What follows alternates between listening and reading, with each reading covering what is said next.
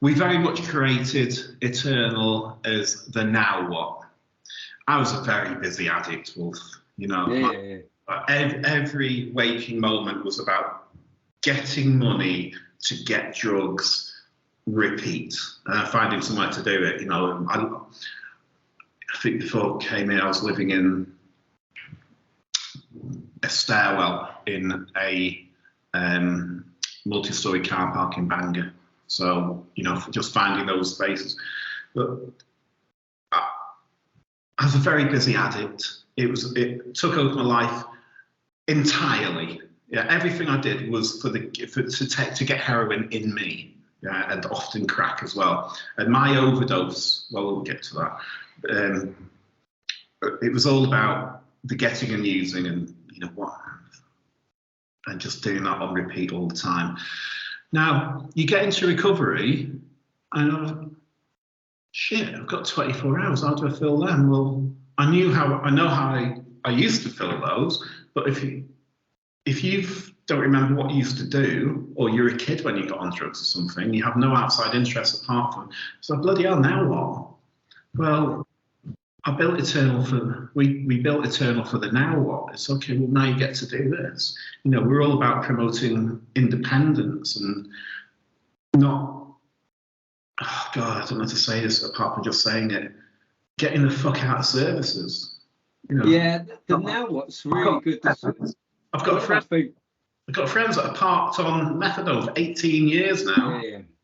And it's like, there's no, services are great, don't get me wrong, but I don't think they should be the destination. I think they should be part of the journey. And in so many cases, it just feels like people are just parked, and we want to have people here, of course, and we want to see people go and thrive as well. We've had over 533 people through the blast doors of the bunker since we came here. And whilst engaged with us, nobody's relapsed, nobody's committed crime. And we're doing that for nothing most of the time. I don't know if anyone else is doing that. Yeah. I remember someone describing it. Her name's Amy LeCoy, and she wrote a great book. But she puts in the middle of it, and she just said, I was coming back to what you mean by the now what.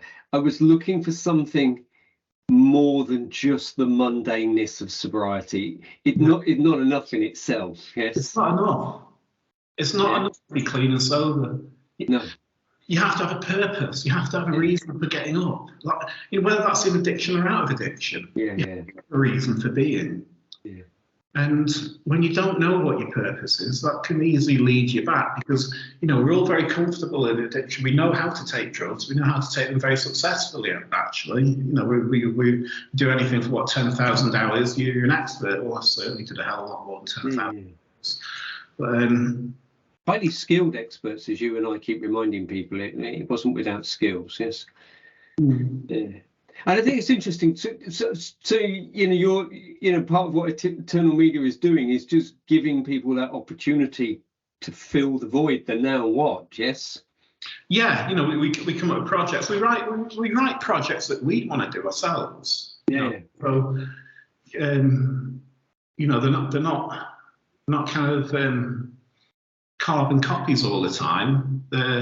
You know, let's do what would be great. Okay, let's shoot a 1980s music video. It's a great way to get into film. You know, our first step into film. If you look at a 1980s music video, there's no wrong. You know, there's nothing is wrong. Everything's very acceptable, and then things unfold from there.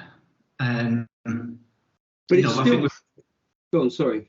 Things unfold from there.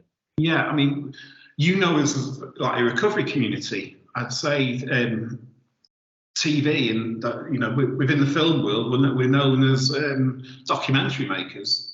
You know, that's what I'm mentored up in with Pete. You know, Pete works for Netflix and, you know, all these huge organisations. He's like one of the top 10 filmmakers in the country. And if you want a film made, you'd go and see, you know, Pete would be on one of your 10 to go and edit or direct it for you. And you know, I go and train in London with Pete. I bring that knowledge back, and it's spread out. And then, you know, or Luke, one of the lads that works there, he'll go down, or Emma will go down, or Sam's recently come back. Sam had a real masterclass in the edit suite for a whole week. And we pay for people to do that. So that knowledge comes back. We teach industry here. It's not like we've had university graduates and even filmmakers from the BBC, and they said they've never done anything as practical as we do. And they're all learning. So we teach at a high level with high-end equipment. One thing I learned at tape was there was an old beaten up pair of drums in the corner. Yeah, and it's full of like gaffer tape and all sorts, and nobody ever touched them. And then I think Steve or Chris, they bought a brand new set of drums, and there was a queue for them.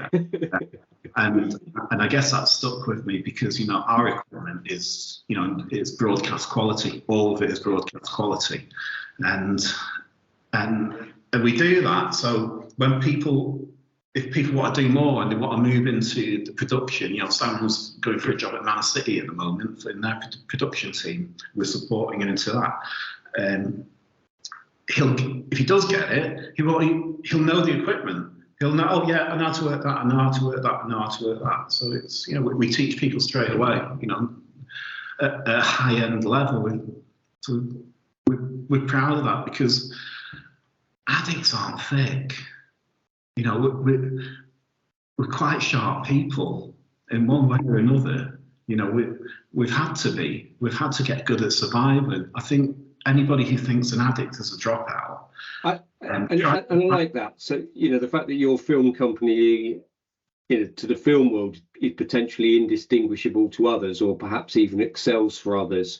It's that bit I like about Boyd Dar in Bangor. Actually, it's the high. You can't tell what it is on that high street, and actually, it's probably just the best cafe on the high street. Yeah. And that and that's the way to go about that business. Not whatever it's got going on underneath it, and whether it's supporting. It's not labelled as the charity shop, inverted commas. Yes. Yeah. I mean, we've had a BBC producer here, and they've looked at our work. He's looked at our work and goes, "How much you charge?" And I told him, "You need to triple that."